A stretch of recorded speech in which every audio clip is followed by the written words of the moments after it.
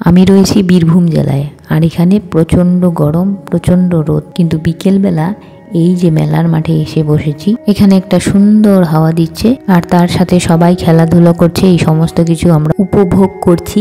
তবে এই মাঠ এখন যতটা মনে হচ্ছে খোলা ফাঁকা, মেলার সময় কিন্তু কি বলবো, মানে পা দেওয়ার জায়গা নেই, এত ভিড় থাকে। ও আচ্ছা, বোলপুর শান্তিনিকেতনের মেলার মাঠের কথা বলছি। তার সাথে আরও একটা জিনিস দেখাই, এই যে জায়গাটা, এই যে গাছপালা এত, আর একদম নিচে রাঙামাটি, এই জায়গাটা কি তোমরা চিনতে পারছো?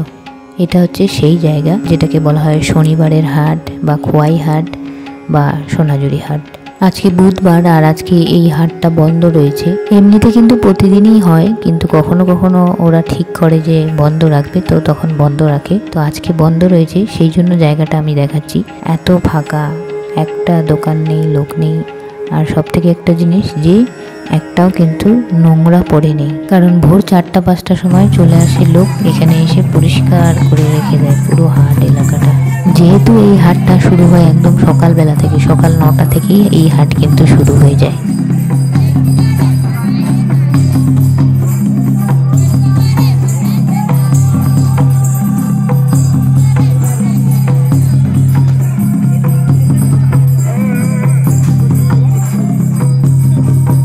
এরপর আমরা আসলাম শ্রীনিকেতনে। এখানে একটা এই যে এরকম দোকান রয়েছে, যেখানে শুধুমাত্র বাঁশ দিয়ে তৈরি জিনিস রয়েছে, অনেক কিছু রয়েছে এখানে।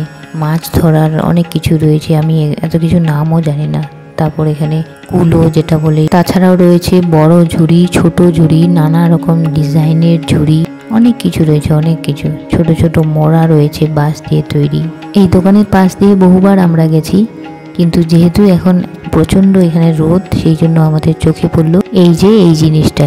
এটা একটা টুপি, এটা হচ্ছে বাঁশ এবং তাল পাতা দিয়ে তৈরি করেছেন ওনারা, আর উপরটা দেখো কি সুন্দর করে বানানো হয়েছে। তো এই টুপিটাই আজকে আমরা কিনলাম। এখন আমরা ফিরবো, ফ্ল্যাটে যাব। ফ্ল্যাটে এসে আমরা, মানে ফ্ল্যাটে আসার আগে আমরা এই একটা জিনিস কিনেছি, যেটাতে আমরা পেয়েছি 10 টাকা। আসলে ফ্রিতে কোনো কিছু পেলে তার আনন্দটাই অন্যরকম। তবে এটা খুলে দেখবো ভিতরে কি অবস্থা, দেখে তো মনে হচ্ছে সত্যি টাকা। মানুষের ব্রেন কিভাবে ওয়াশ করে সেটারই নমুনা একটা।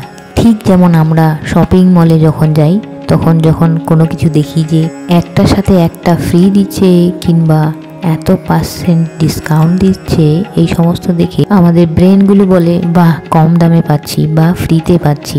আদৌ কিন্তু সেই রকমটা নয়, কোম্পানি কখনো তার জিনিস লসে বিক্রি করবে না। সেই রকম এটা দেখো, আমরা 5 টাকা দিয়ে কিনেছি। 5 টাকা দিয়ে কিনে আমরা জিনিস পেয়েছি, তার উপর আমরা এর মধ্যে 10 টাকা পেয়েছি। তবে নোটটা একটু ছেঁড়া ফাটা রয়েছে, তাতে কিছু যায় আসে না, যেহেতু ফ্রিতে পেয়েছি সেই আনন্দে আমরা লাফাচ্ছি। এবং এতে কার লস কার লাভ অত কিছু আমাদের জানার দরকার নেই, এটাই আনন্দ। রাস্তায় যেতে যেতে আমরা দেখলাম যে এখানে একটা ছাগলের হাট বসেছে। ডান দিকে আবার একটা বিশাল এলাকা জুড়ে অনেক গরু কেনা বেচা হচ্ছে। জানি না এই হাটটার নাম কি, তবে এটা রামপুর হাটের আশেপাশেই রয়েছে এই জায়গাটা, যেখানে ছাগল গরু প্রচুর বিক্রি হচ্ছে, কিনছে লোকজন। আমার মনে হয় এই হাটটাতে শুধুমাত্র গরু আর ছাগলই বিক্রি হয় বা কেনে লোকজন। তবে এই ভিডিওটা যদি তোমরা কেউ দেখে থাকো এই দিকে, তাহলে কিন্তু আমাকে জানিও এই হাটটার নাম কি। এই হাটে অনেক দূর দূর থেকে লোকজন গরু নিয়ে আসে, সেটা কিন্তু আমরা লক্ষ্য করেছি। অনেক সময় আমরা দেখি ইলাম বাজারের ওই দিক থেকেও লোকজন গরু নিয়ে আসে। যাই হোক, এখন আমরা রাস্তায় রয়েছি। আমরা এই মুহূর্তে রয়েছি ফারাক্কা ব্রিজ বা গঙ্গা নদীর উপর দিয়ে আমরা এখন চলছি, আর আমাদের বাঁদিকে সুন্দর একটা ট্রেন যাচ্ছে। সেই দৃশ্যটা আমি ভিডিও করে নিলাম।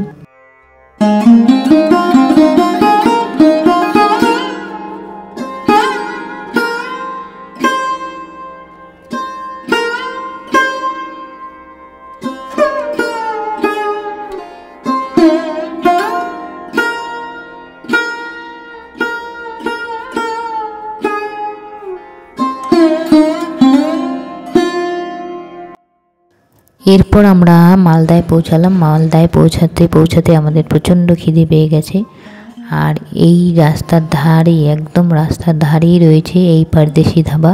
তো এখানে আমরা চলে আসলাম খেতে। এখানে আমরা এখন লাঞ্চ করব। আজকে এটা একদম ফাঁকা, কিন্তু আমরা 1 জানুয়ারিতে এসেছিলাম। বাপরে বাপ, বাইরে একদম লাইন দিয়ে লোক ছিল বসে। ভিতরে এসে দেখলাম এখানে এনাদের রয়েছে থালি সিস্টেম, তো আমরা সেই থালি নিলাম। তার সাথে আমরা নিয়েছি চিকেন চপ। চিকেন চপটা খুব ভালোই ছিল খেতে, আর বাকি যা রয়েছে থালির মধ্যে সেগুলো নর্মাল। আমরা 2টো থালি নিয়েছি, তার সাথে এক্সট্রা নিয়েছি একটা থালিতে আমরা নিয়েছি পাবদা মাছ, আর অন্যটাতে ওই যে বললাম চিকেন চপ। চিকেন চপটা দারুণ ছিল খেতে, দুর্দান্ত ছিল, কিন্তু পাবদা মাছটা একটু বেশি কড়া করে ভেজেছে। অনেকটা মনে হচ্ছিল মাইক্রোওয়েভে দেওয়ার পর যেমন শক্ত হয় ওরকম হয়ে গেছে। এরপর আমি বাইরেরটা একটু দেখিয়ে দিই তোমাদেরকে, পরদেশি ধাবার বাইরের চেহারাটা কীরকম ঠিক।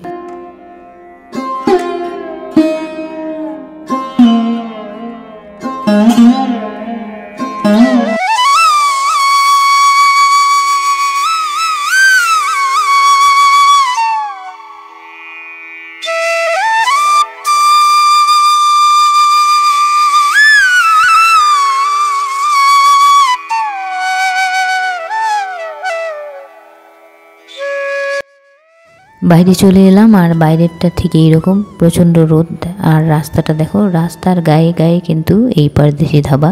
তাই তোমরা যদি কোনো দিন মালদা বাইপাস রোডে যাও, আর যদি কখনো প্রচণ্ড খিদে পেয়ে যায়, তোমরা কিন্তু এখানে একবার ঢু মারতে পারো।